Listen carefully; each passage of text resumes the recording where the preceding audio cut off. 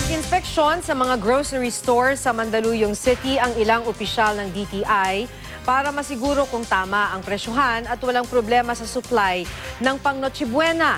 Ang lechong baboy at manok naman sa Lawag, tumaas ang presyo. Hindi mawawala sa malalaking salo-salo gaya ng Noche Buena ang malinamnam at malutong na lechon. At ngayong 4 na araw na lang ay Noche Buena na, doble kayod na ang paglilitsyon ng baboy at manok sa Lawag City. Kabi-kabila na kasi ang order, lalo na sa mga eskwelahan at opisina. Ang pagluluto ng mga naglilitsyon ng baboy nagsisimula ng alas 2 ng madaling araw at tuloy-tuloy raw hanggang hapon. Ayon sa mga naglilitsyon, umaabot sa 40 baboy ang kanilang naluluto kada araw. Naglalaro sa 5,000 hanggang 7,000 piso ang presyo ng ibinebenta nilang litsyong baboy, depende sa laki nito. Mataas na rin ang demand para sa litsyong manok sa lungsod. Kasabay nito ay tumaas na rin ang presyo nito. Ang dating 200 pesos nasa 210 hanggang 220 pesos na, depende sa laki. Paliwanag ng mga nagtitinda, tumaas na rin kasi ang singil sa kanila ng kanilang mga supplier.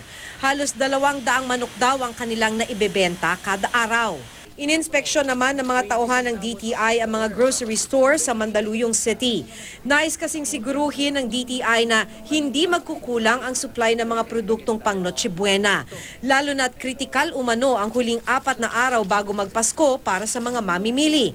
Ayon kay DTI Consumer Protection Group Head Undersecretary Chodoro Pascua, wala namang problema sa supply. Pero posible raw magkaproblema kung hindi agad makararating ang mga delivery truck ng mga manufacturer.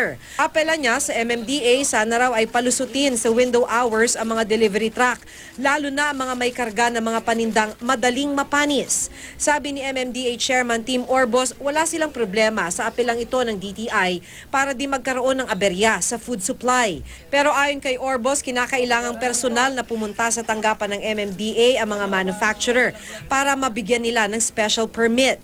Wala namang naitalang paglabag sa suggested retail price ng mga bilihin. Wala pa rin daw paggalaw sa mga presyo ng mga bilihin ngayong paparating ang Noche Buena. Pero asahan daw ito sa unang quarter ng 2017. 2 malaking grocery store na walang shelf price ang nasita sa inspeksyon.